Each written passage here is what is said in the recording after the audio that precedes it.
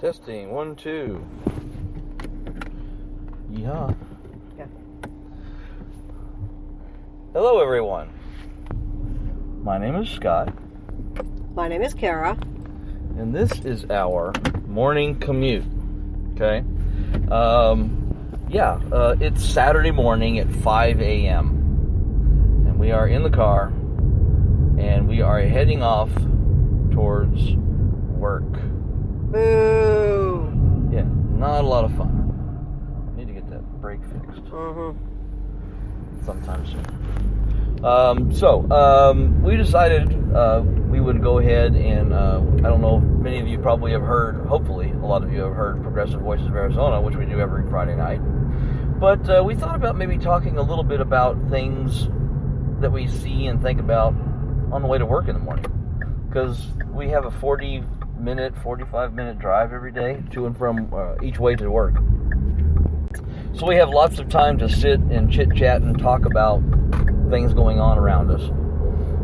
Which I kind of thought that, we'd like to impart that knowledge with the rest of you.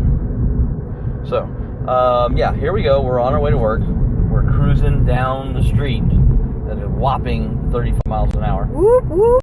Yeah. Luckily, because of our drive, we spend most of our time on the freeway, which makes it pretty easy. But right now, we're on side streets trying to get to the freeway. So, I don't know if any of you listened to the show last night. We had J.P. Martin, who's a good friend of ours, digital entrepreneur is what we call him. He's a very big activist with the LGBT community, with trying to teach young folks how to do business startups. Healthcare. He's got a really broad base of things that he's working on. Poverty, yeah, he does. And in the last part of the show, we had Alec and Salvador on the show with us. Their band, which is called Varkin, it's a heavy metal band in Phoenix. They are working with several other bands to create a fundraiser food drive. Horns Against Hunger? Yeah, Horns Against Hunger. Early.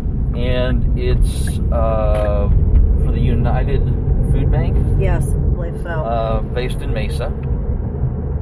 So, that was a pretty good show. We had a good time talking to him last night. Some of the things we didn't get time to cover last night is what I kind of thought we would talk about today. I don't know if any of you, because you haven't really seen much of it in the way on mainstream media, but the Satanic Temple put up a billboard in Podunk Town, Texas. I think it's Springer or Springland or something like that. I can't remember the specific town. Anyway, they put up a poster because there are schools around our country where corporal punishment against children is allowed. We're talking spankings, isolation rooms, everything that turns your public education into a future psychiatric ward type of a person. And so the Satanic Temple put a billboard up in this town where they had specific instances of inappropriate, the superintendent or the principal or vice principal, he was paddling teenager girls. A little inappropriate, wouldn't you think? Anyway, so they posted up this big billboard talking about you should never feel like you have to be hit when you go to school, something along those lines. It was a really pretty billboard. It was really nicely done. Less than 24 hours after the billboard went up, it was torn down. Somebody apparently decided they didn't really care for the billboard that much. Surprise, surprise, Texas being part of the Bible Belt. So for some reason, I guess they felt offended by the billboard. So it got torn down. Apparently, after less than 12 hours after it was torn down, it went back up again. The billboard is insured.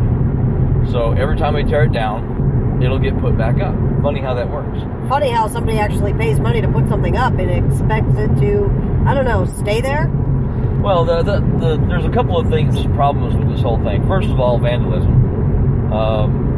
We see billboards that offend us every day, but we don't, go out and climb up there and tear them down because we don't agree with them. That's that whole freedom of speech idea, being allowed to speak your mind without interference. Unfortunately, that only works with interference from government sometimes, maybe. Apparently, there's now a petition to take it down. Some guy decided to create a petition to take it down. So I was kind of perusing the petition, and he's trying to get 1,000 signatures, and I think he's up to 141. And the funny thing is, the signatures, a lot of them are from outside the country or outside Texas. That was kind of funny to see. But there was a picture posted of the billboard and this, that, and the other. And the comment thread was pretty funny looking at it. There was this one lady, I think her name was Randy, because there was a guy talking about how the Satanic Temple sacrifices virgins and kills kids and animal sacrifices and all this other stuff. And he obviously doesn't know people from the Satanic Temple like we do, because they don't do that kind of shit. This is real life, not Hollywood, people. Yeah, it's not Hollywood. It's not old school, Old Testament, the devil is evil bullshit. This isn't Salem. So it's one of those things. We know many people from the Satanic Temple, and none of them advocate. They're actually very, in many ways, very pacifist types. Well, unless you piss them off and you put them in a corner, then they'll defend themselves. But for the most part, they don't agree with the idea of using force and or violence or anything like that. They advocate peace.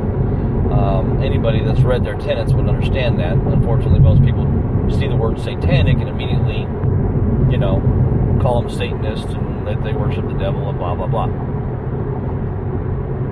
But anyway, there was this guy that was posting comments and arguing back and forth with some of the Satanic Temple people about, how the Satanic Temple, they go and they sacrifice people and they abuse children and all this other shit. And this gal Randy started posting links to all of these different Christian pastors that have been arrested for abusing minors, abusing children. Good for you, Randy. I even quoted her whenever I commented on it earlier. I said, well, that was an epic job, because she trolled the guy just epic, in an epic way. It was beautiful. So it's funny how, for example, we work over close to where another controversial billboard went up yesterday, and hopefully we get to see it today. I want to see it. Yeah, I do too. I really want to see this billboard. It's over by Fillmore and Grand Avenue, which isn't that far from where we work at all. And anyway, it's a big old huge bulletin board with Donald Trump in the center of it, and he's got what looks like 2 mushroom cloud explosions on either side of him, and then on the outside end is what looks like dollar signs, but they're tilted and shaped in the way of a swastika. So it was pretty cool to see that go up, and of course there's going to be a lot of controversy and this, that, and the other. So we want to see that one, but here's the question. Is that one being torn down? It's really funny when you think about it, about how these people in Texas are complaining about the Satanic Temple billboard. Somebody ripped it up. But it's okay for them to put up a Christian billboard, and that would be fine. We live in a country of do as I say, not as I do. We live in a country of what's good for the goose is not good for the gander. Enforce, not follow. Enforce, not follow. Hypocrisy. Freedom of religion as long as it's my religion, not yours. And that's one of the things that we see this is coming out of, is that there's a lot of people out there that are pissed off about this because, number one, they don't bother to understand the Satanic Temple and what they're trying to do and what their beliefs are, because they don't even bother to look. They don't care. Okay, all they see is the word satanic, and they immediately assume Hollywood horror story. But we have a lot of good people in the Satanic Temple that are really working hard to try to help other people. After-school Satan clubs, for example, to try to counteract the indoctrination by the good news clubs. Which are starting to pop back up all over the place again. There's good news clubs popping up everywhere. So realistically, the Satanic Temple after-school Satan clubs should be popping up right along next to it. In And for all of you that understand the Satanic Temple, whether you do, whether you don't, whether you agree with it or not, at the very least, at the end of the day, what it's about is if you have a right, I have a right. We all have rights, period. Doesn't matter whether you like it or not. Rights. But people don't want to do, well, I don't like that. Well, then don't do it. And another place that you can see this is within, if you look at some of the charter schools and stuff that are religious based. Okay, why is it okay for a Christian charter school to pop up and receive taxpayer money? But I guarantee you, if down the street a Muslim charter school popped up, there would be hell to pay. Oh, they're teaching my children Shia Allah or Shia Allah, however you pronounce it. No, that's not what they're doing. It just means that they're just like a Christian charter school where they have their basic message of Christianity, blah blah blah, but they're there to follow education standards. Well, oh no, wait, charter schools don't have to follow education standards in Arizona. They just do whatever they want on the taxpayer dime. And they don't even have to say, yes, we are a Christian-related whatever organization. Well, you can usually tell by the name, St. Mary's. Well, that's true. But, I mean, just when you think about it, okay, why is it okay for a Christian charter school to pop up and take taxpayer money? But why are those same people that say this is because it's, I'm expressing my religious beliefs, and then somebody pops up and creates a Muslim or a Hindu school or a pagan school or a humanist school even? Why is it not okay for them to do the same thing? Well, because it doesn't, it's not our beliefs. We don't need that. Well according to the Constitution, you do. And if they're using taxpayer dollars, here's a good one. Why don't the churches pay taxes? And then whenever a charter school of that denomination, faith, whatever you want to call it, then they can get the money from the church. How would that be? Instead of the taxpayers. Yeah. Seriously. Yeah, I mean, I'm sure Joel Osteen could probably donate a few bucks. Isn't he worth $40 million or some shit? Yeah, that's... I seem to recall the Bible saying that you're supposed to give up what you have and follow me. Yeah, I think he forgot that part, because he sure is hoarding that money stuff. He traded in his Bible for a bank. So... He's worth a buttload of money. He lives in a big old huge mansion. And when we have kids that are struggling to have a meal before they go to school in the morning, or thanks to our new education secretary, they're probably going to have to struggle to have a meal at school, since she doesn't believe in free lunches.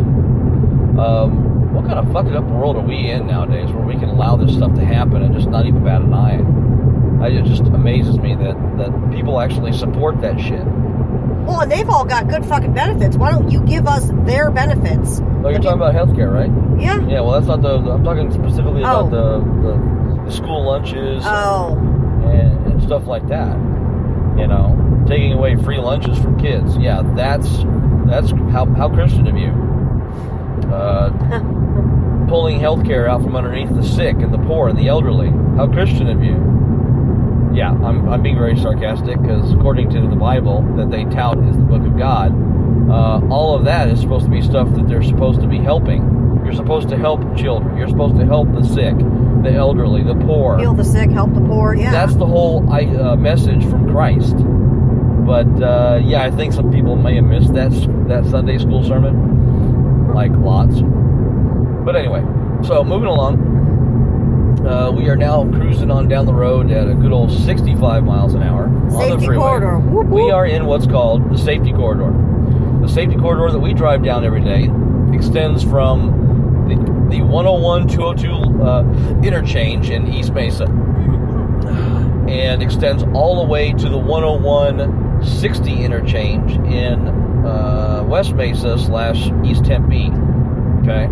So you're talking 13 miles where it's a strict enforcement zone. If you're caught speeding at all or doing anything illegal, it's strict enforcement. We will pull you over and you will get double fined, blah, blah, blah. Well, I'm here to tell you that shit obviously isn't working. Okay? We drive 65 miles an hour because that's what the speed limit is. And we are constantly having people fly by us on the freeway like we're standing still, doing 70, 80 miles an hour down a freeway. We have people that are honking horns at us for doing the speed limit because they want to go around us, even though